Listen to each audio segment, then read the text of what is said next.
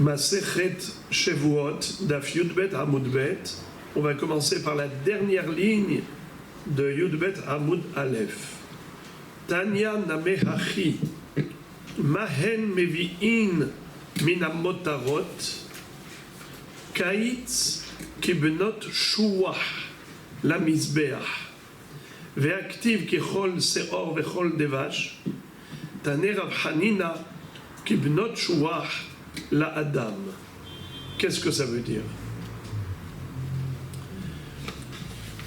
Cette baraïta confirme ce qu'on avait étudié au nom de Rabbi Shimon. Vous vous rappelez la mahloket fondamentale entre Rabbi Shimon et Chachamim, à savoir, que doit-on faire avec les 4 derniers moutons qui restent le 29 Adar, sachant que Rosh Chodesh Nissan qui suit, on doit y apporter des korbanot de Rolat Tamid avec les nouveaux shkalim et pas les anciens shkalim.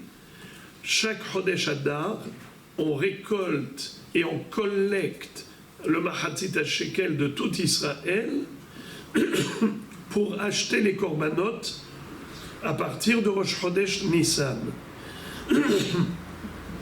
Le problème étant, c'est que chaque jour on avait au moins 6 moutons dans l'Ishkat Atlaim. Alors 29 Adar, on a 6 moutons. On a déjà utilisé 2 pour le Rolat Tamid du matin et Rolat Tamid de l'après-midi. Mais qu'est-ce qu'on va faire avec les 4 autres moutons, puisqu'on ne peut pas les utiliser le lendemain, Rosh Chodesh Nissan, vu qu'il faut acheter les korbanot de Rosh Chodesh Nissan, à partir de Rosh Chodesh Nissan, avec les nouveaux deniers du Beth Amikdash. Alors on avait vu Mahloket. Selon Rabbi Yochanan, on allait recycler ces moutons. Comment? Eh bien, par une chokhma très sympathique, c'est qu'on allait racheter la kedusha de ces moutons avec de l'argent holin, on transfère la sainteté, et cet argent-là maintenant, il incarne une sainteté des shkalim de l'année dernière, qui seront utilisés pour l'acquisition de l'or pour recouvrir les murs de Kodesh à Kodashim. Mais entre parenthèses, il a fallu rajouter un élément important, c'est que malgré tout, on ne peut pas se permettre de convertir des moutons qui étaient Kadosh, Bigdushat Hagouf, la Mizbeach, pour ensuite recouvrir les murs du Kodesh à Kodashim, car ce n'est pas la même Kedusha. La réponse, lève Beddin Matne Alehen. C'est que le Beddin, le Sanhedrin, avait de facto, d'emblée, fait un tnaï en disant les 4 derniers moutons qui ont été achetés avec le Mahatzit HaShekel, ce Mahatzit HaShekel pour les korbanot, peut servir aux korbanot, peut servir, si ce Mahatzit HaShekel n'a pas servi cette année, il nous reste le Mahatzit HaShekel donc de l'année dernière. Qu'est-ce qu'on fait? Eh bien, Tzipou, il a mis les Kodesh à Kodashim. Voilà, ces korbanot-là, ces 4 moutons, soit ils ont été achetés avec le Mahatzit HaShekel pour être korban Ola, si finalement il s'avère qu'ils ont été utilisés comme korban Ola. Mais s'ils ne vont pas être utilisés du tout, alors d'emblée n'ont jamais été achetés pour le Mizbeach. Ils ont été achetés que pour être le support de l'argent qui va servir au Kodesh HaKodashim, pour couvrir les murs du Kodesh HaKodashim avec de l'or. Ça, c'était Chachamim. Je n'avais pas besoin de le rappeler, mais juste pour qu'on comprenne davantage le Hiddush de Rabbi Shimon. C'est que Rabbi Shimon dit non, je ne suis pas d'accord avec ce subterfuge, car cela supposerait que le Sanhedrin avait fait un tnaï, ces behemoths, on les achète avec le Mahatzit HaShekel, le Kedushat Hagouf, la Mizbeach, Mais s'ils ne vont pas être utilisés, alors c'est juste Koche Bedek Habayit et ainsi de suite, ça servira comme motard Halishka de l'année dernière. Non, non, non, non, non. J'en veux pas de tout ça, dit Rabbi Shimon. Ces Behemoth ont été consacrés comme Korban Rola. Eh bien, ils serviront de Korban Rola. Sauf que ils étaient censés être sacrifiés en tant que Rola Tamid, qui est un impératif. Eh bien, ils ne seront pas sacrifiés en tant que tels, mais en tant que Korban Rola facultatif. Pas le Rola Tamid qui est impératif, mais le Kaïtz Mizbeach, le dessert du Mizbeach, qui est facultatif. C'est-à-dire, pour ne pas laisser le Mizbeach en chômage technique, alors on achetait avec l'argent de Marzit à Shekel des korbanot tzibour qui vont servir de dessert. Si on compare les korbanot impératifs à la Serouda, comme il est écrit dans la paracha de Vaïkra, de Tzav, que Lechem Elokecha ou Makriv, ou parachat Emor, comme quoi les korbanot ont été intitulés le pain de Dieu, si on peut ainsi dire, comme si c'était un repas qu'on offrait à Kadosh Baruch Hu. Tous ces sacrifices qui montent sur l'autel, c'est comme si on offrait un repas à Hachem. Alors si on offre un repas, on offre aussi le dessert. C'est quoi le dessert? C'est les korbanot facultatifs qui arrivent en fin de journée s'il n'y a pas de membres de korbanot à brûler pendant la nuit. Alors, puisqu'on a parlé de dessert, et c'est ce que dit Rabbi Shimon, ce ne sera pas sacrifié en tant que sacrifice obligatoire, parce que les 4 derniers moutons, on ne peut pas les utiliser en tant que rolat tamid, eh bien ce sera rolat kaitz hamizbeach. Regardez s'il vous plaît la dernière ligne de Yudbet Amoud Aleph. Tanya Name Hachi Mahem Mevi'in Minamotarot. Regardez le dernier Rashi de la page. Mahem Mevi'in Minamotarot. Qu'est-ce qu'ils apportent dans le Beth Amikdash du surplus? Le mot motar, c'est quoi motar? Ça vient du mot yoter. Yoter, ce qui est resté en plus. Chez le Tzibour, chez Nitotru, Mishana les Shana, les fameux 4 moutons qui restent d'une année à l'autre. Qu'est-ce qu'on en fait selon Rabbi Shimon? Kaïtz, kibnot shuah, la misbeach. Un dessert, comme des figues pour le misbeach. La Gemara ouvre une parenthèse en posant une question naïve et innocente.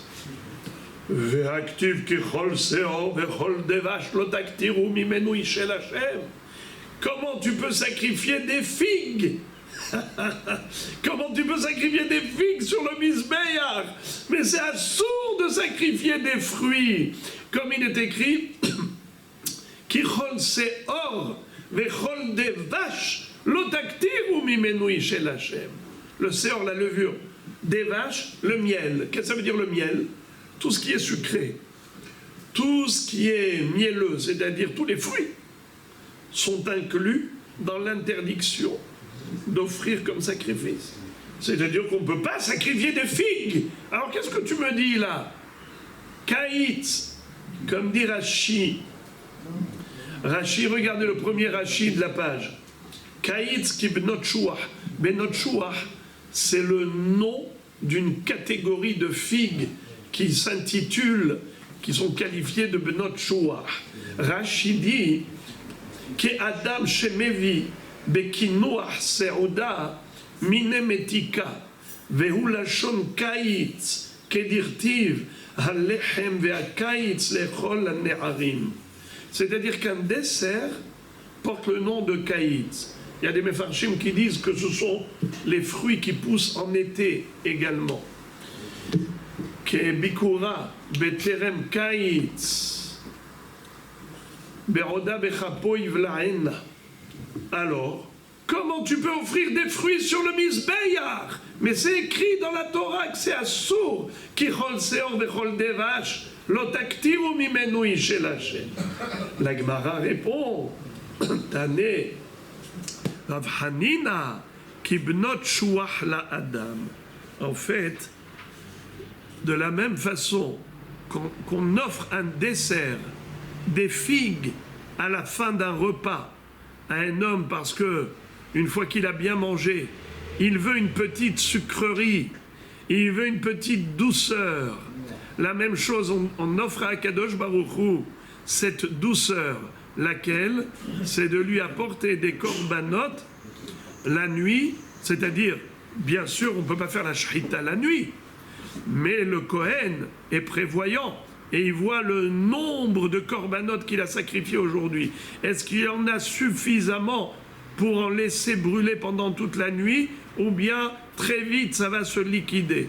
S'il voit que ça va se liquider très vite, qu'est-ce qu'il fait intelligemment? Eh bien, il va faire la shrita de nouveaux holocaustes pour les sacrifier en tant que dessert, en tant que kinouach seouda, comme si on offrait à Kadosh Baruch Hu un dessert, des korbanot rola facultatifs, après avoir offert les impératifs. Darash Rav Nachman Barav Hizda En mekaitzin be'olat ha'of.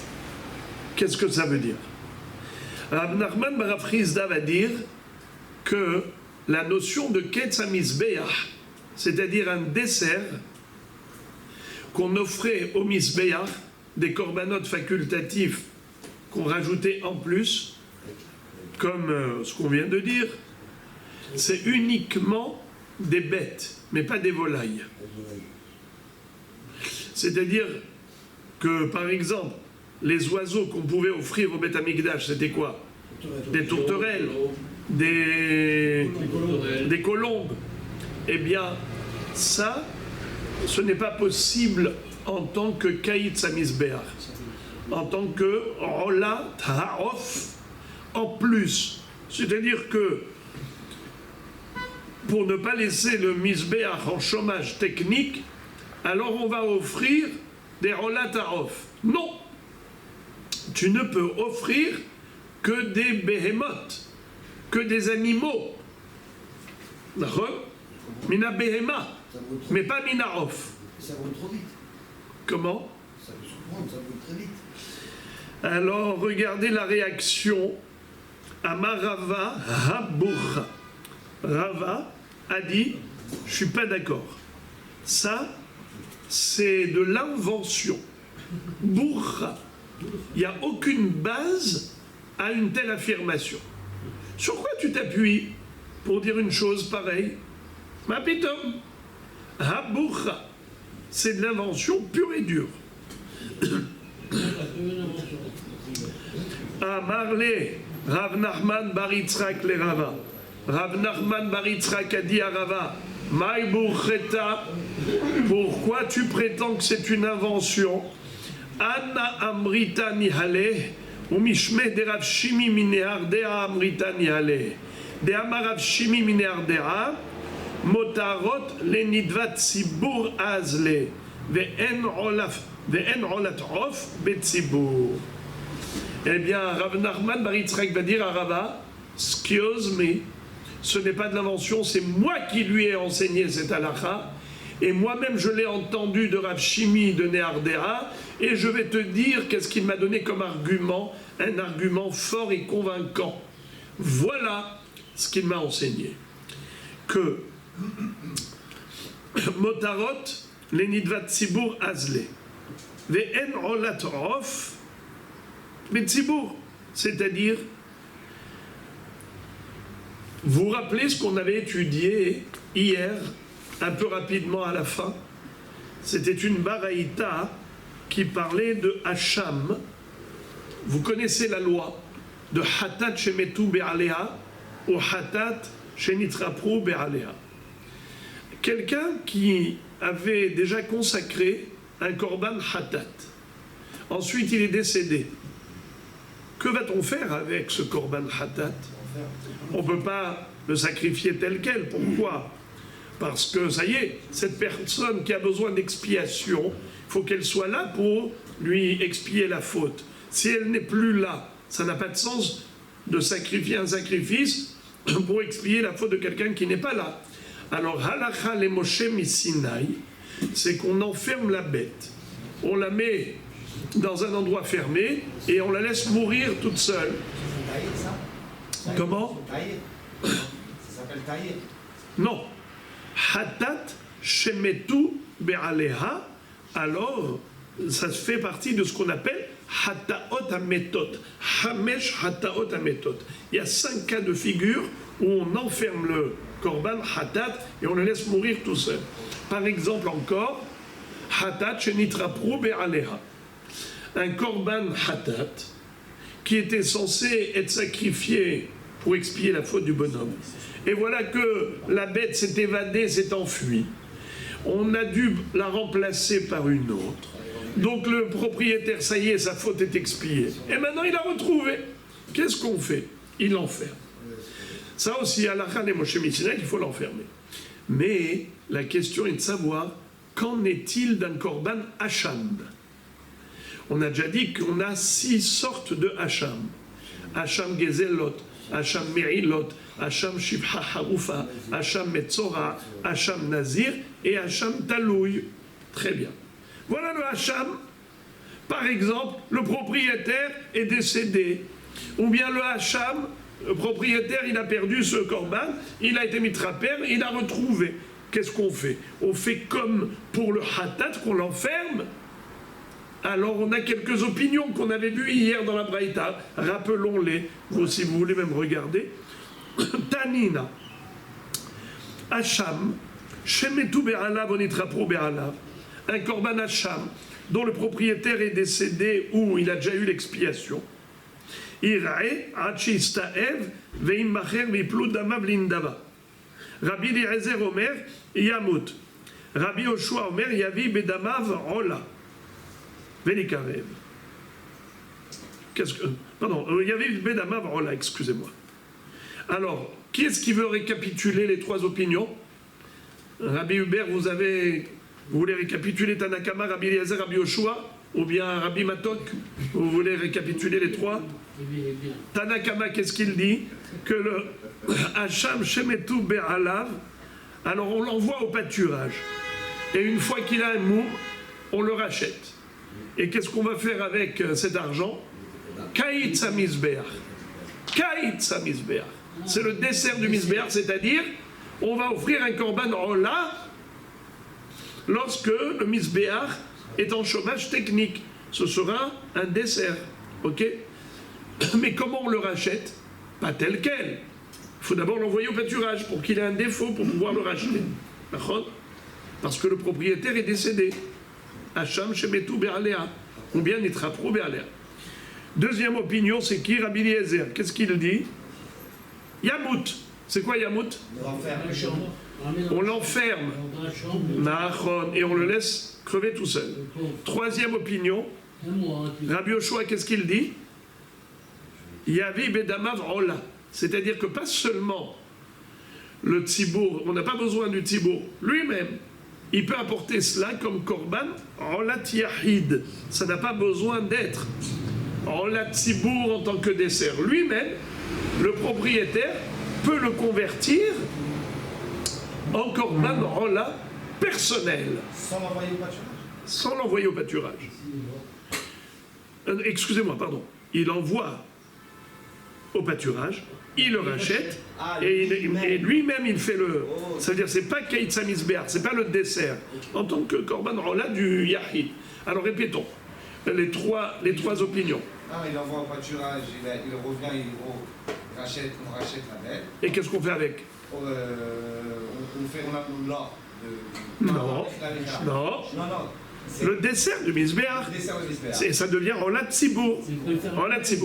Donc c'est un Ka'it Samizbeach, ça devient Olat Tzibour. Deuxième opinion. Deuxième Rabbi Eliezer, qu'est-ce qu'il dit? Yamout, on l'enferme, il meurt tout seul. Troisième opinion, c'est Rabbi Yoshua. Qu'est-ce qu'il dit? Le propriétaire lui-même peut l'offrir en tant que Olat Yahid. Allez, encore une fois. Révision. C'est quoi les trois opinions? Tanakama, Rabbi Eliezer, Rabbi Yoshua. Qu'est-ce que dit chacun à propos du Korban Hacham dont le propriétaire est décédé? Qu'est-ce qu'on en fait? Ou bien le propriétaire, il a perdu, il a retrouvé. D'abord, il a remplacé par un autre et maintenant il a retrouvé. Alors, qu'est-ce qu'il va faire avec? Il ne sert à rien. Ouais.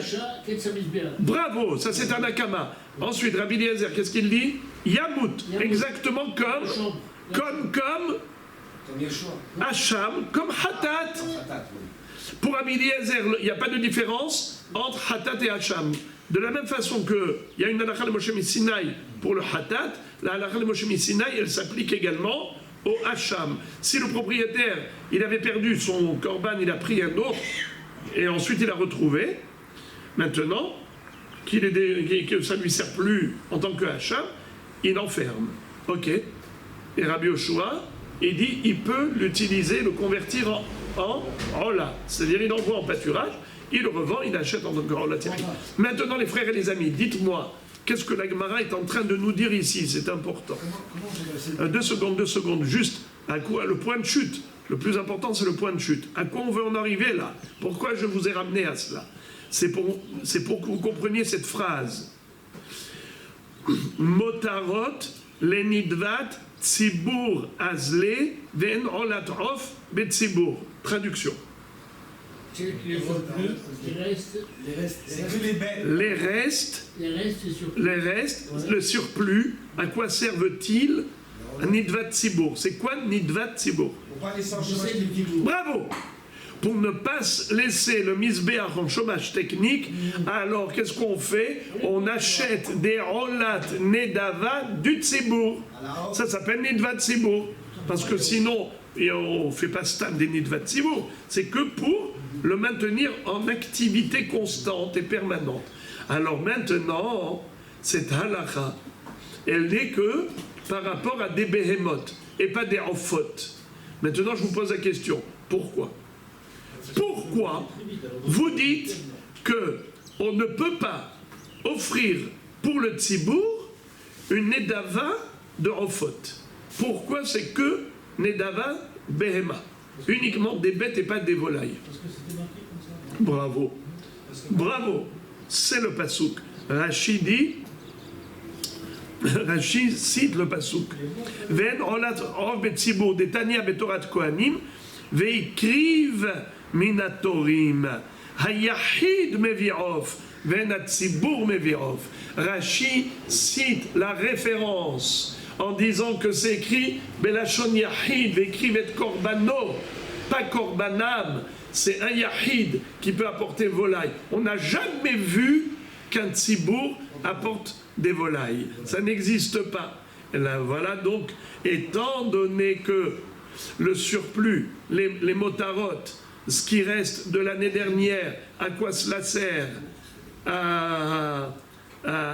Au dessert du misbéach qui s'appelle Nidvat Tzibour, puisque c'est du Tzibour, ça ne peut pas être off.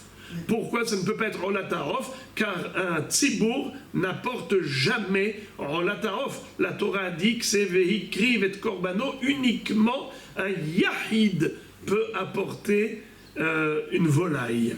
Mais un tzibour ne peut pas apporter de volaille. Si un tzibour ne peut pas apporter de volaille, comment tu veux faire avec des volailles le ketz à misbéach, le dessert du misbéach? Mais c'est quoi le dessert du misbéach? C'est nidvat tzibour. Mais le tzibour, il ne peut pas apporter des volailles. Donc, c'est une démonstration par A plus B qu'a donné Rav Nachman bar Yitzhak à Rava en lui disant: ce que tu as entendu de Rav Nachman bar Frisda, c'est pas Burchata, c'est pas de l'invention, c'est moi qui lui ai dit cela au nom de Rav Shimi de Néardéa, qui m'a lui-même donné son explication par un argument.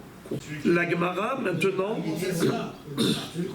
va nous dire Ve'af Shmuel savar leha de Rabbi Yochanan. De Amar Rabbi Yehuda Amar Shmuel, Korbanot Sibur, Sakin Moshchatan Lemashehen. Qu'est-ce que ça veut dire?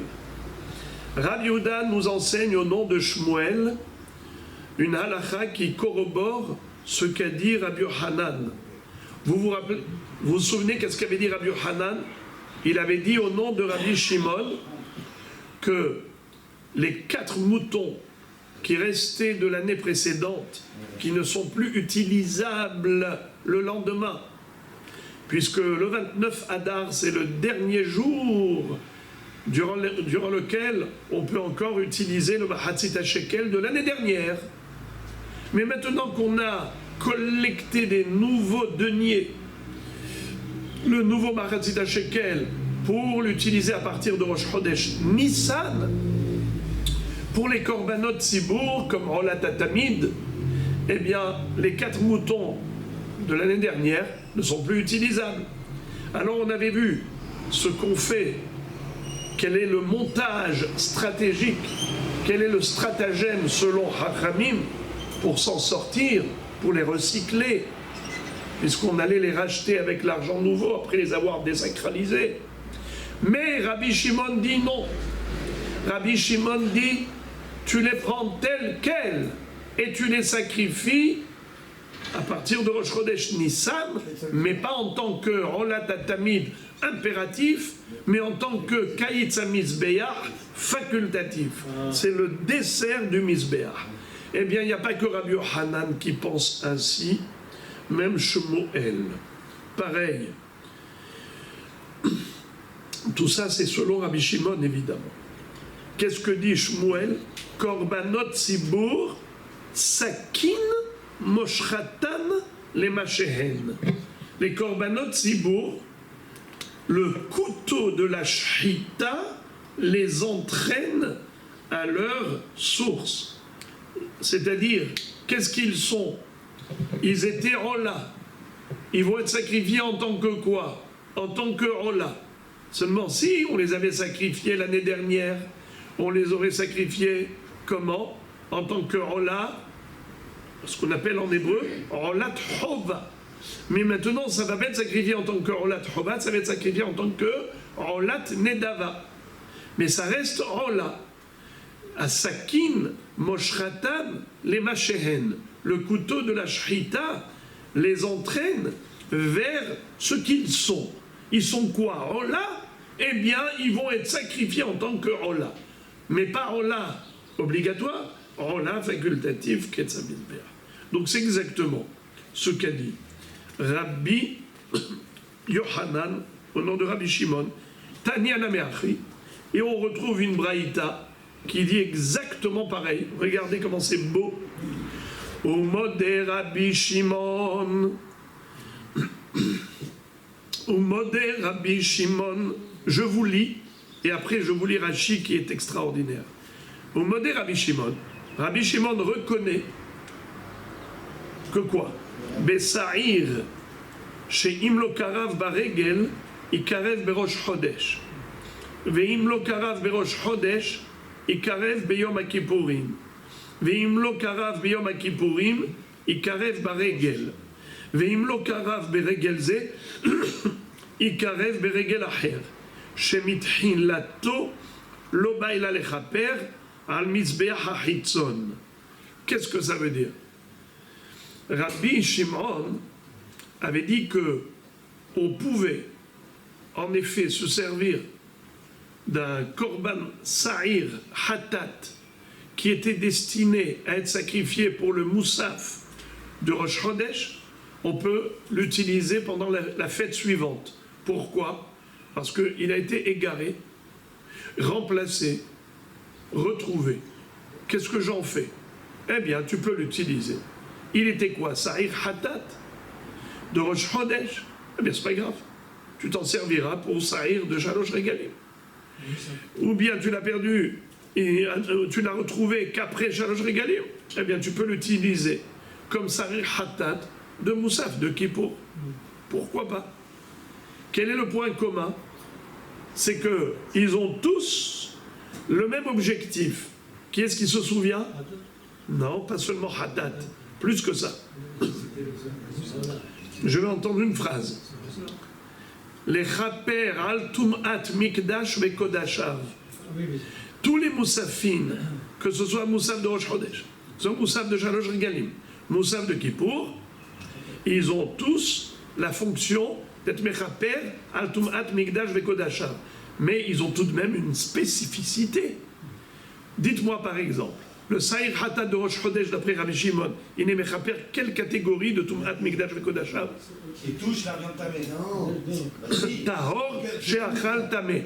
Un homme tahor qui a mangé du korban tamé.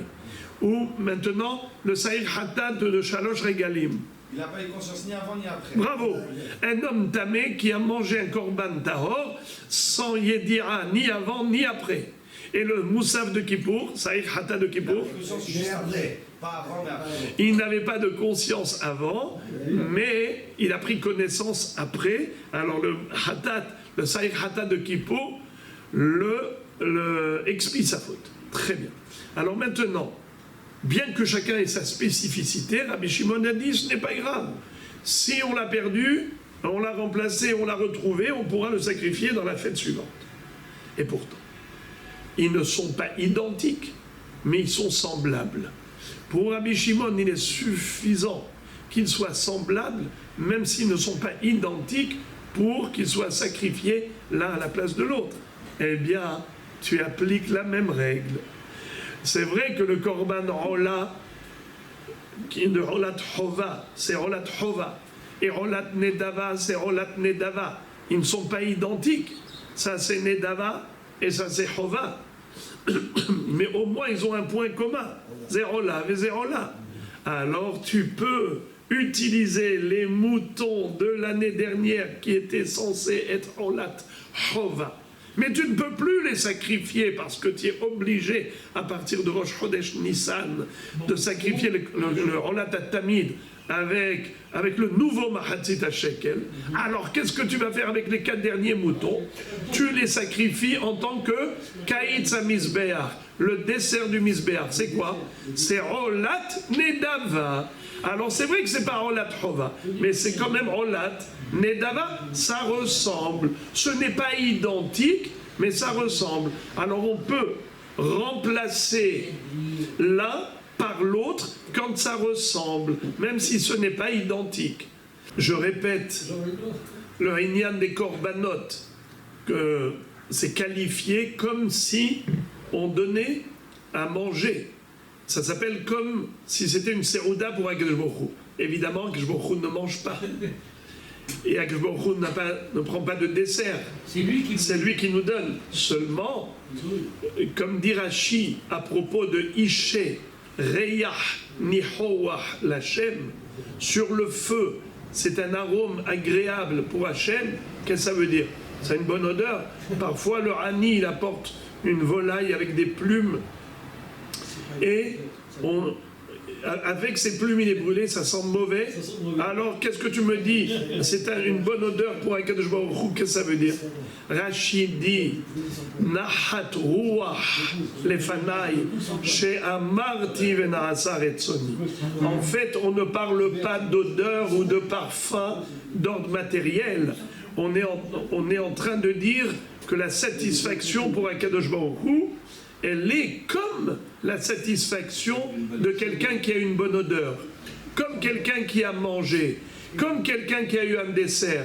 Tout ça, ce sont des illustrations. Quand on parle de la main d'Akadosh Baruch Hu, le bras puissant, le bras étendu, la main puissante, il n'y a pas de main, il n'y a pas de corps. Comment est-ce qu'on parle? Mais Dibra Torah Kelashon Bene Adam. La Torah emploie des termes qui sont compréhensibles pour l'être humain. Alors l'homme, qu'est-ce qu'il comprend? Que ce qu'il comprend? Nous, on conçoit la notion physique. On a des yeux, on a des mains. Alors on parle d'Akadosh Baruch Hu comme si, chas v'shalom, il y avait un corps.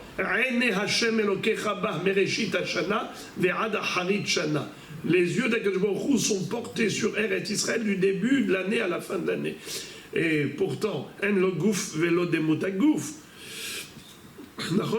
Biyad hazaka. C'est quoi biyad hazaka? Bizroa netouya. La volonté. Alors tout cela, c'est que des illustrations. La même chose, quand on parle de dessert, comme la première phrase d'ailleurs de la Gemara, Kaïtz kimnot shuach la mizbeach, et on a dit, mais pourtant, col des vaches, c'est interdit. Kibnot chouach la adam, comme un dessert pour l'homme. Comme quand on offre des figues à la fin d'un repas, l'homme il est content, eh bien ça veut dire que Baruch Hu est content qu'on a accompli sa volonté. Il nous a donné des ordonnances, on a fait ce qu'il nous a demandé, eh bien Hachem est satisfait de voir que ses enfants s'exécutent sans la moindre hésitation et sans remettre en question l'ordonnance divine. Alors on l'a dit oralement, on va le relire. Tanya Nameachi, ou Modé Rabbi Shimon. Et moi je lis, vous traduisez. Ou Modé Rabbi Shimon. Rabbi Shimon est d'accord avec les Hachamim. Pour dire que quoi? Avec Rabbi Meir Shor. Le Sa'ir, Sheim lo karav baregel, ikarev berosh chodesh. Aidez-moi s'il vous plaît. C'est quoi Sa'ir? Le Sahel de Rosh Chodesh, Moussa. C'est quoi Sa'ir? La traduction du mot Sa'ir. Le bouc. Le bouc, qu'est-ce qu'il était? À Rosh Chodesh, il était censé être sacrifié en tant que quoi? Moussaf. Sa'ir, hatat de Moussaf. Imlo karav. Imlo karav. Baregel, ikarev Rosh Chodesh. S'il n'a pas été sacrifié pendant les 3 régalim, alors Rosh Chodesh. Imlo karav berosh Chodesh. Ikarev biyom haKippurim. Imlo karav biyom haKippurim, ikarev baregel. Veimlo karav beregel, ze ikarev beregel acher. C'est quoi regel acher? C'est-à-dire si c'est pas Pessah, Shavuot, c'est pas Shavuot, Sukkot. Shemit hilato loba ela lechaper al mizbeach hachitzon. Car depuis le début, c'est quoi le point commun? C'est qu'il était censé être sacrifié sur le mizbeach hachitzon. Il ne peut pas remplacer mizbeach hapenimi, parce que le sang qui est aspergé sur le Mizbeach à Hitzon, c'est une catégorie de kapara. Et on ne peut pas remplacer, par exemple, le Sa'ir Hatat, dont le sang est aspergé bifnim. Mais ceux de Moussaf, de Rosh Chodesh, de Sharegalim et de Kippour, ils sont tous al Mizbeach à Hitzon. Donc il y a des comptes. Bravo. Qui n'est pas celui qu'on a aspergé à l'intérieur. Oui, celui-là, il ne rentre pas en ligne de compte. Le de Kippour, alors comment qu'il il associe pas. Celui-ci ne pourra pas être sacrifié à la place du Korban Moussaf d'une autre fête. Ouais. Très bien les amis, et maintenant passons à un autre sujet. Ve'al zedon tum'at mikdash ve'kodashav sa'ir na'asa bifnim ve'yom haKippurim mechaper. Alors, vous rappelez, ça c'est la fin de la Mishnah. La Mishnah était très longue et on avait appris, après tout le débat, juste pour vous remettre dans le contexte, la structure de la Mishnah c'était quoi? Au début, d'abord on nous avait enseigné les Shevuot Shtaim She'en Arba, Yediot Atum'a Shtaim She'en Arba, Marot Negaim Shnaim She'en Arba, et également Avot Melachot, plutôt Yetziot HaShabbat Shtaim She'en Arba. Donc on avait vu ça au début de la Mishnah. Après la Mishnah s'est focalisée sur Yediot Atum'a. Et elle nous a enseigné les différentes catégories d'ignorance. Le bonhomme, par exemple, En lo yedi'a lo batechila velo basof. Ou bien il avait yedi'a au début et yedi'a basof. Ou yedi'a au début et pas basof. Ou yedi'a basof et pas au début. Nachon? Ou bien ta'or shachal et tatamé. C'est un coup barouftier, merci beaucoup. En effet, nous avons toutes les catégories de korbanot pour les shogeg, pour shogeg. Très bien. Maintenant, la Mishnah, ce qu'elle nous a rajouté par la suite, elle nous a parlé de Zadon. C'est quoi Zadon? Mézid. Quelqu'un qui a commis une avéra extrêmement grave. Bémézid. Il savait qu'il était tamé. Il savait que c'était assourd de rentrer dans le Mikdash, de manger le Kodesh. Et il a fait tout de même. Alors, par rapport à cela, qui est-ce qui est mechaper? Le Sa'ir Ana'asa Bifnim, Veyom haKippurim. Il s'avère donc que le Sa'ir Ana'asa Bifnim, il a une double fonction. Il est mechaper pour celui qui avait une Yedira Batehila, mais pas Yedira Basof, c'est pas qu'il est Mechaper, il est tolé.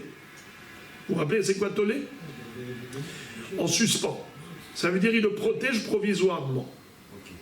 Jusqu'au jour où il prendra conscience de sa faute. Il avait une Yedira au début, il savait qu'il était tamé, après il a oublié. Il est rentré dans le Mikdash, où il a mangé du Kodesh. Après ça, il s'en est souvenu. Qu'est-ce qu'il doit apporter comme korban? En Lévéored, on avait vu. Mais maintenant, il ne s'est pas encore souvenu. Quand il ne s'est pas encore souvenu, alors à ce moment-là, plane sur sa tête une épée Damoclès. Il peut y avoir des sanctions qui tombent sur lui. Dieu, dans sa bonté, a donné une possibilité de lui mettre une kippa de barzel. C'est quoi le dôme de fer de protection?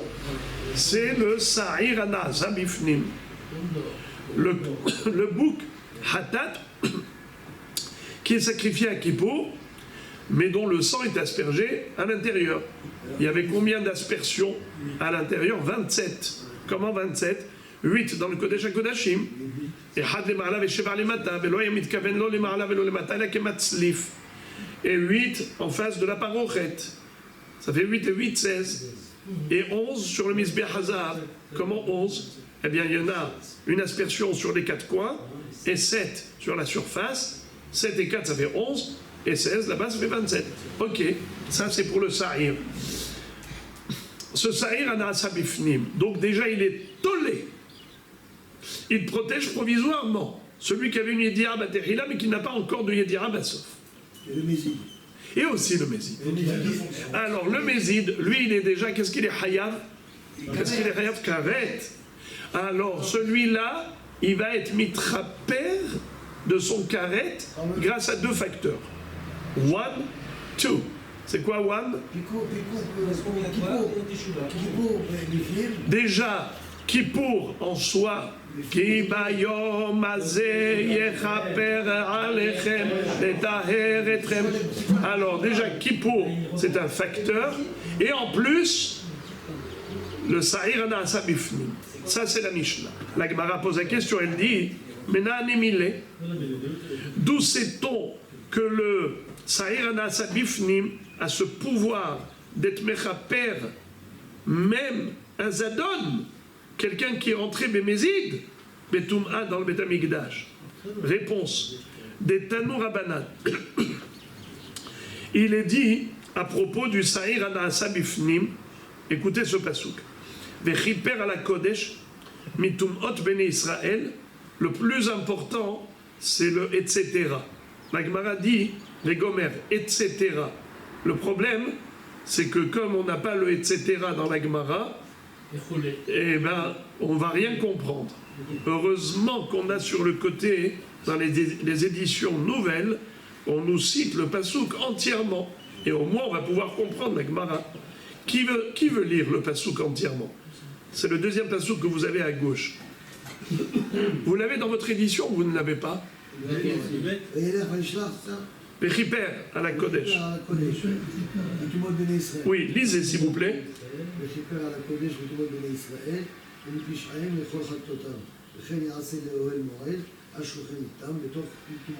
Excellent. Alors, Vechiper à la Kodesh, mitumot bene Israël, ou mi pish'ehem lechol hatotam. C'est-à-dire que, grâce au Sa'ir de Yom Kippourim Anasa Bifnim, qu'est-ce qui va être mechaper par rapport au Tumot des Béné Israël qui sont rentrés dans le Kodesh ou qui ont mangé du Kodesh, mi pish'ehem lechol hatotam. Répétons ces 3 mots. Umi pish'ehem lechol hatotam. Regardez comment, maintenant la Braïta, regardez la beauté de la Braïta. Peshaim elu ameradim, v'chen omer melech Moab pashabi, v'chen omer astifsha livna ba'etaim. Hatot elu hashgagot, v'chen omer nefesh kitecheta bishgaga. Vous avez entendu les frères et les amis? Umi pish'ehem Echol Hatotam. Pécha, c'est Qu'est-ce que vous entendez ici? Pécha, C'est-à-dire c'est tout leur Bézid. faute. Pécha Bézid. Pêche. et Hatot. Hataot. C'est quoi Hatot? Hatat, c'est Hatat. Het, c'est Beshogeg. Pécha, c'est Bémézid. C'est de la rébellion. Où est-ce qu'on retrouve dans la Bible que le mot pécha veut dire rébellion? Et où est-ce qu'on retrouve que het, ça veut dire Beshogeg, involontaire, par inadvertance? Alors la Braïta nous dit, par exemple, Melech Moav Pasha'bi. Qui est-ce qui a raconté ça à l'autre? En fait, c'était Yehoram, Melech Israël, qui a raconté à Yehoshaphat, Melech Yehuda, et il lui a dit, tu sais que Moav s'est rebellé contre moi? Il s'est rébellé contre moi? Alors que Moav était soumis au roi d'Israël, à Yehoram, il lui a dit, ça y est, je te donne plus des impôts, des taxes, ça y est, je suis plus soumis. Alors il lui a dit, viens avec moi, on va faire la guerre contre lui, contre Moav. Alors tu vois que Pécha, c'est de la rébellion. Donc c'est un Avera Bémézid. Quelqu'un qui sciemment rentre dans le Beth Amikdash, Betum'a, c'est qui se rebelle contre Dieu. Ça s'appelle Pécha. Mais quelqu'un qui est rentré Beshogeg parce qu'il a oublié, ça s'appelle Het. Et nous on sait que Het c'est Beshogeg, parce qu'il y a un passage qui dit Nefesh ki teheta bishgaga. Nefesh ki teheta bishgaga. Une âme qui a fauté par inadvertance. Donc Het c'est Shogeg. Entre parenthèses, il y a encore un autre passouk, comme quoi Pécha, ça veut dire rébellion. C'était à l'époque de Malchut Yehuda. Il y avait une ville d'Israël qui s'appelait Livna. Et ils ont organisé une révolution générale contre le roi de la Judée, contre Melech Yehuda. Donc tu vois que, aussi, on a employé le terme Aztifsha Livna Ba'etahi. Aztifsha Livna Ba'etahi. Les habitants de Livna, Poshéa, se sont révoltés, rebellés. Bon, Rabotai, qui veut me répéter par cœur le pasouk du Sa'ir Anarasa Bifnim Biyom Kippourim? Vechiper ala Kodesh mitumot bnei Israël lechol pish'ehem ou mi pish'ehem lechol hatotam. C'est quoi mi pish'ehem lechol hatotam? Pécha, mézid, hatot, shogeg. Eh bien voilà. Sur quoi Shogeg? Par inadvertance, involontaire. Shogeg c'est involontaire. Poshéa c'est volontaire. Donc tu vois que le Sa'ir Hatat Anazamifnim, il a deux fonctions pour réparer la faute involontaire et la faute volontaire. Très bien. Dans la loi en Israël, Poshéa. Donc en fait, celui qui pour, il est spécialement que pour ça, que pour le. Ça veut dire le Moussaf, c'est autre chose. Mais celui-là, c'est ça. Alors maintenant, Al-Sh'ar Averot Shebato. La Kalot vers la Hamurot. Vers la Zedonot vers la Shgagot. Hoda velo Hoda. Ase velo Taase. Kritot mitot bedin. Sa'ir mishtalech la Hazazel michapir. Encore une fois, on est lésé par le etc. C'est-à-dire que quand on ne nous dit pas tout, regardez comment c'est écrit. Hach'ar averot shebatora. Hakalot ve'hamurot. Azdonot ve'ashgagot ve'choulé. 2 points. N'est-ce pas? Le etc. c'est très grave. Pourquoi c'est très grave? Parce que tu comprends rien du tout. Maintenant, on va étudier une Gemara. Vous allez lire la Gemara même 100 fois. Vous n'allez rien comprendre. Pourquoi? Parce que vous ne comprenez pas que la Gemara, elle se rapporte au etc. Il faut ouvrir la Mishnah au début de Maseret Shmot, relire le texte pour comprendre de quoi la Gemara va parler. Donc le etc., si on ne sait pas c'est quoi qui se trouve dans le etc., alors on peut rester ici, passer notre journée à n'y rien comprendre. Alors, qui veut me lire le etc.? Vous ne l'avez pas sous les yeux, je vais vous le lire. Mais juste faites attention, et s'il vous plaît, traduisez-moi. Hach'ar averot shebatora. Traduisez-moi, s'il vous plaît. Les autres fautes qu'il a fait dans la Torah. Qu'est-ce que ça veut dire, les autres fautes? C'est que tu as eu... Bravo! Qui ne sont pas relatives à Tum'at Mikdash et Kodasham. Excellent. Al hakalot ve'al hamurot. C'est quoi kalot et hamurot? Les légères et les graves. Les péchés légers et les péchés graves. Très bien. Al azedonot ve'al hashegagot. C'est quoi zedonot? Bénézid. Des fautes volontaires. C'est quoi shegagot? Involontaire. Hoda velo hoda. C'est quoi hoda velo hoda? Il a reconnu que... Il a une connaissance, il a conscience ou pas conscience. Assez velo ta'ase. C'est quoi mitzvah ta'ase? Il a transgressé une obligation. Lo ta'ase, il a transgressé une infraction. Ça veut dire soit une obligation, soit une interdiction. Kritot ou mitot bedin. C'est quoi kritot? Une avera qui est passible de karet. Mitot bedin, une avera qui est passible de la peine capitale. L'une des 4 peines capitales que pouvait infliger le bedin par rapport à une avera très grave, spécifique dans la Torah. Sa'ir amishtalleach bechaper. C'est quoi Sa'ir amishtalleach? Le bouc émissaire. Le bouc émissaire qui était envoyé à l'extérieur et jeté et projeté du haut de la falaise et qu'ils étaient déchiquetés en dégringolant dans le ravin, et bien à ce moment-là, lui, il était porteur de toutes les fautes d'Israël qui allaient disparaître par cette opération. Rabotaï, quelle est la question de la Gemara? Je suis sûr que vous-même, vous aviez envie de la poser. Haïnu kalot, haïnu ase velot ase. Hamurot, haïnu kretot ou mitot bedin. Hoda, haïnu mezid. Loda, haïnu shogeg. Allez, posez la question de la Gemara. Comment vous comprenez la question de la Gemara? La question de la Gemara est la suivante. C'est qu'ici, on a des redondances inutiles. Parce que c'est blanc bonnet, bonnet blanc. Qu'est-ce qui est écrit dans cette liste-là? Tu m'as parlé des fautes légères et grave. Les avérotes qui sont de karet et mitot beddin. Alors la Gemara pose la question, elle dit, excuse me, tu m'as dit, kalot, je vous relis la liste de la Mishnah. Kalot, hamurot, zdonot, jgagot, hoda, loda, ase, lota, ase, kritot ou mitot beddin. La Gemara dit, mais c'est exactement pareil. Parce que quand tu me dis, avera kala, c'est quoi une avera kala? C'est assez, velota assez. Une avera légère, par exemple quelqu'un qui n'a pas pris le lulav à Soukot, ou bien par exemple quelqu'un qui a transgressé un lave, il a mangé du non-cachère classique, eh bien ça s'appelle lota assez, c'est une avera qui n'est pas grave. Qu'est-ce que ça veut dire qui n'est pas grave? Ça veut dire quoi qui n'est pas grave? C'est que la sanction n'est pas grave. Quelle sanction reçoit celui qui n'a pas pris le lulav? Hein? Non, pas mal coûte. Rien du tout. Quelqu'un qui a mangé du jambon, qu'est-ce qu'il reçoit? 39 coups. Aaron, c'est pas grave, c'est-à-dire ça va, après 39 coups, il est encore vivant le monsieur. D'accord? Alors, c'est quoi des avérotes qui sont légères, où il n'y a pas de sanction très grave, comme assez, nota assez classique. Et c'est quoi hamurot?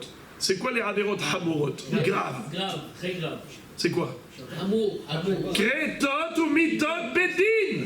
Ce sont les avérotes où la Torah dit, si tu as transgressé cela, tu es passible de la peine capitale. Ou bien tu es passible d'une mort céleste, du retranchement. C'est ça ce qu'on appelle hamurot. Hamurot, c'est-à-dire que la sanction est grave. Roda, maintenant qu'est-ce que c'est? Roda, il a pris conscience. Donc c'est Mézid. C'est quelqu'un qui a fait volontairement.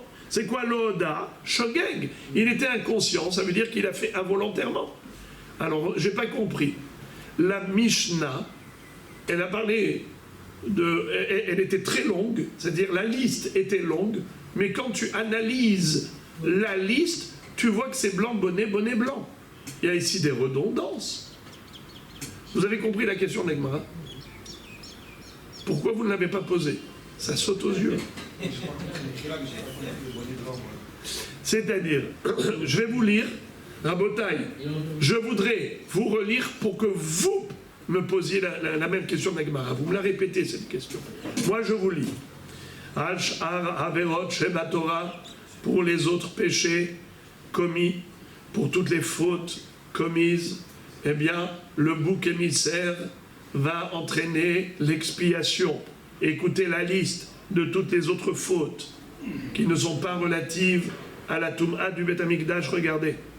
Kalot, Hamurot, Zdonot, Shgagot, Hoda, Loda, Ase, Lotase, Kritot, Umitot Beddin. Vous entendez combien de terminologies? Il y en a 10. Il y en a 10. Kalot, Hamurot, Zdonot, Shgagot, Hoda, Lohoda, Ase, Lotase, Kritot, Umitot Beddin. Vous entendez? Alors c'est quoi la question qui saute aux yeux? Mais quand tu analyses, tu vas voir qu'une chose, elle est déjà incluse dans l'autre. Parce que, par exemple, il y a écrit assez et lota assez, n'est-ce pas? Eh bien, ça s'est inclus déjà dans kalot. Il y a écrit kritot ou mitot beddin, ça c'est déjà inclus dans hamurot. Il y a écrit hoda et lohoda. Hoda et lohoda, c'est déjà inclus dans zdonot et shgagot. Alors, c'est quoi cette répétition de blanc bonnet, bonnet blanc? C'est-à-dire, tu dis la même chose, mais avec des mots différents. Par exemple, tu me dis Hoda. C'est-à-dire quoi, Hoda? Il était conscient. C'est Mézid.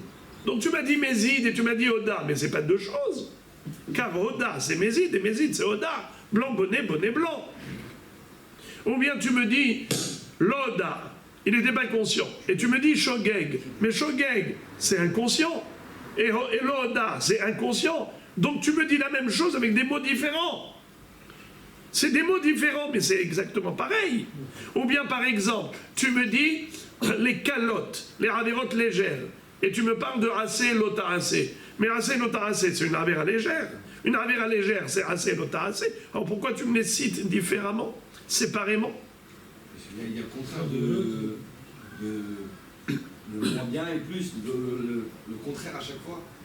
Mais le contraire, on l'a déjà dit. Tout a été répété deux fois, avec des mots différents. Alors pourquoi? C'est la question d'Agmara. You understand? C'est une question bombardesque.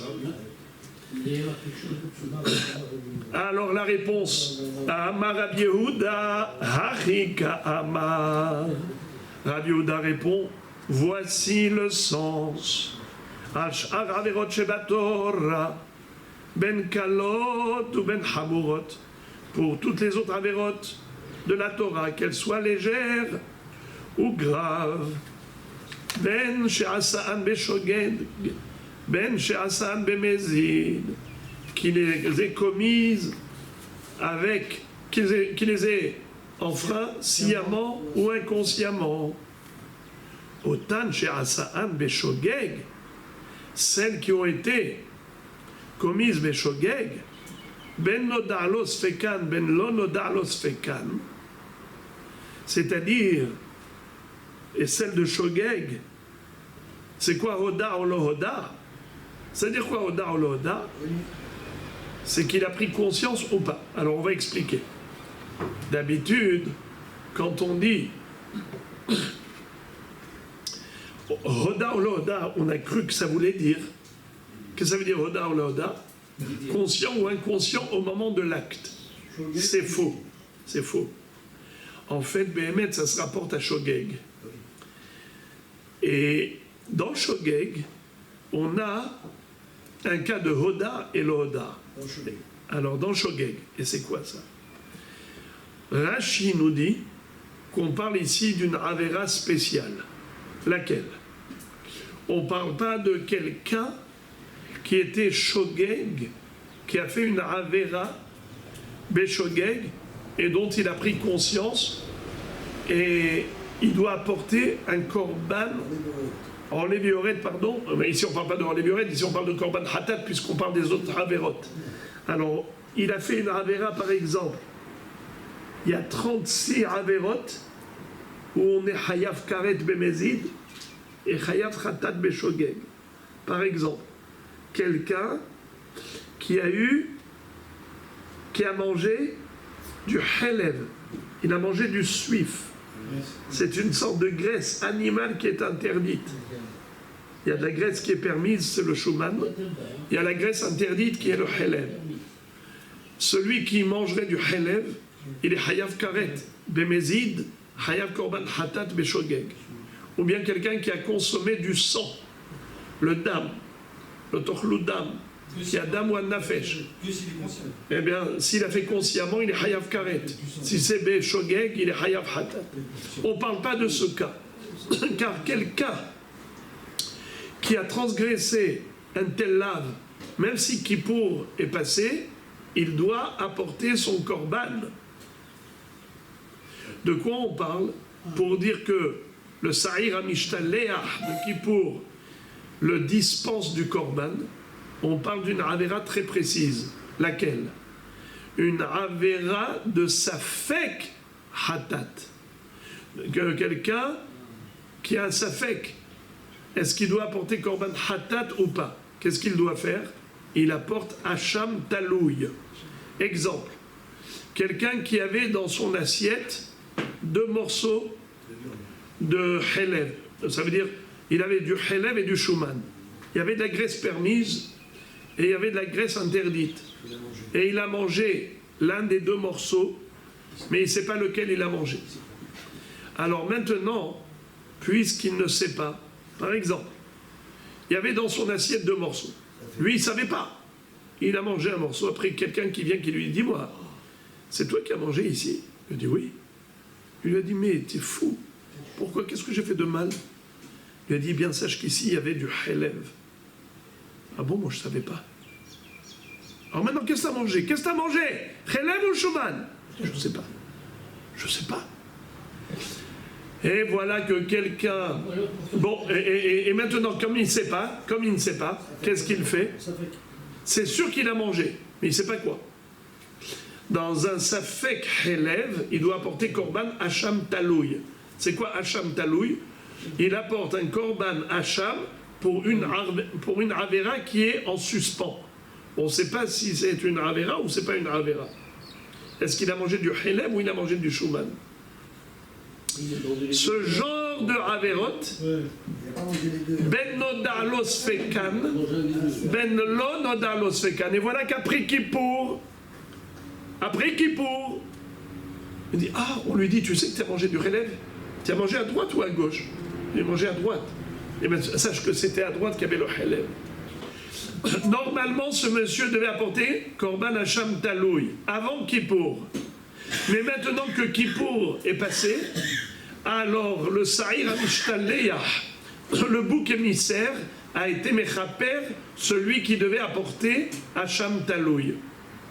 Celui qui devait apporter korban hatat vadai ou hacham vadai, même après Kippour, il doit l'apporter. Kippour ne l'exempte pas. Mais celui qui devait apporter hacham talouille avant Kippour est passé, grâce au bouc émissaire, il n'a plus besoin d'apporter hacham talouille. C'est ça la kavana. Ben sha'asan beshogeg, ben sha'asan bemezid. Otan sha'asan beshogeg, ben nodalos fekan, ou ben lo nodalos fekan. Qu'il ait eu conscience avant Kippour, ou qu'il n'ait pas eu conscience avant Kippour, il n'a plus besoin d'apporter un korban après Kippour. Même s'il a pris conscience avant Kippour, ou bien qu'il n'ait pas pris conscience avant Kippour, l'homme est chané, il est patour. Et ve'elouen kalot, assez velota assez, ve'elouen hamurot, kritot ou méthode bedin. Et également la Mishnah, quand elle a parlé de assez lota assez, kritot ou méthode bedin, ce qu'elle voulait dire, c'est qu'elle voulait s'expliquer. C'est pas qu'elle voulait rallonger la liste. Au contraire, elle a voulu expliquer c'est quoi Avera Kala, Ase velota Ase. C'est quoi Avera Hamura, Kritot ou Mitot Bedin. La Gemara demande Hay Ase Echidami. Hay Ase Echidami. De quoi on parle? Par exemple, cet homme, il n'a pas pris le lulav à Sukkot. Idelo Avad Teshuva, Zevah, Rechaim Toeva. C'est-à-dire, si ce monsieur-là n'a pas fait Teshuva, il ne regrette pas de ne pas avoir pris le lulav, par exemple. Alors, comment est-ce qu'il va avoir la kapara? C'est écrit qu'un rachat qui apporte un korban, non seulement que ça ne va pas expier sa faute s'il ne fait pas teshuva, s'il n'a pas regretté, au contraire, son korban, c'est une abomination. Pareil, Kippour ne va pas, même si on va envoyer le Sa'ir Amishtalleah, il ne va pas expier sa faute. Et si ce monsieur a fait teshuva, on n'a pas besoin de Kippour, on n'a pas besoin du bouc émissaire. De toutes les façons, il a fait teshuva. Detania avar al mitzvot aseh ve'asat teshuva. Lozaz misham ad shemohalin lo. D'ailleurs, il est écrit que si quelqu'un n'a pas fait une mitzvah qu'il devait faire, s'il fait teshuva, immédiatement Dieu lui pardonne. Alors j'ai pas compris de quoi on parle. Il a fait teshuva ou il n'a pas fait teshuva? S'il n'a pas fait teshuva et il continue de se maintenir dans une position négative, alors pourquoi est-ce que Kippour va entraîner la kapara? Et s'il a fait teshuva, même sans Kippour, déjà il a une kapara. Pourquoi on a besoin de Kippour? Amar Abizera be'omed bemirdo. Behemet, on parle de quelqu'un qui est méside et il n'a pas fait teshuva. Et malgré tout, Yom HaKippourim va être mechaper. D'après qui? Rabbi. Car il y a une mahloket entre Rabbi et Hachamim. Rabbi dit Kippour c'est mechaper même si on n'a pas fait teshuva. Hachamim disent jamais de la vie. Quand est-ce que Kippour est mechaper?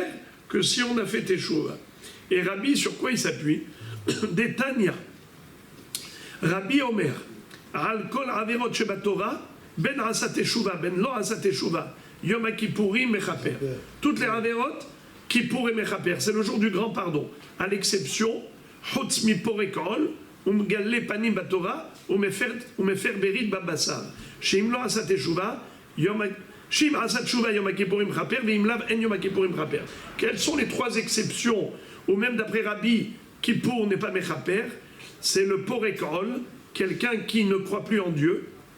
C'est le Megale Panim Batora chez Lokahalacha, c'est-à-dire qu'il continue, il se moque de la Torah, clairement,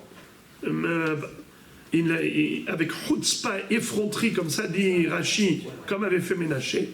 Et troisièmement, c'est qu'il tire sa Brit Mila, il tire la Orla pour recouvrir la Mila. C'est-à-dire comme s'il regrette qu'on l'a circoncis. Il tire la peau pour avoir un prépuce, comme pour dire « Mes parents, je ne leur ai rien demandé, pourquoi ils m'ont fait la Mila ?» Ces trois personnes, qui est Kofer Barikar, qui ne croit plus en Dieu, ou bien il est Megale Panim Batora chez Lokahalacha, il ose contredire la Torah, mais de manière effrontée, en se moquant d'elle, ou bien qu'il aimait faire Berit Mila. Ces trois-là, En Yom HaKippourim mechaper, sauf s'il fait teshuva.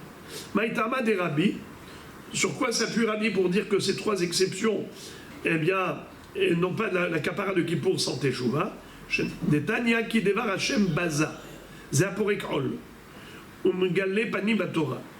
Il a méprisé la parole de Dieu, c'est celui qui renie Dieu et qui est megale panim batora shelokalacha. Vet mitzvato hefar, il a transgressé et annulé la mitzvah d'Akadosh Baruch Hu. De quelle mitzvah on parle? La mitzvah de la Brit Mila.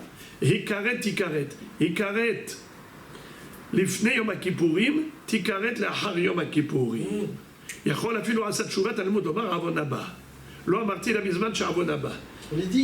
C'est uniquement si il n'a pas fait teshuva. Mais s'il a fait teshuva, que je me pardonne. Les Rabbanan Ikaret ba'olam hazeh, Tikaret le'olam haba. C'est-à-dire que même si Kippour passe, il aura le karet. Avon haba, shim asat teshuva.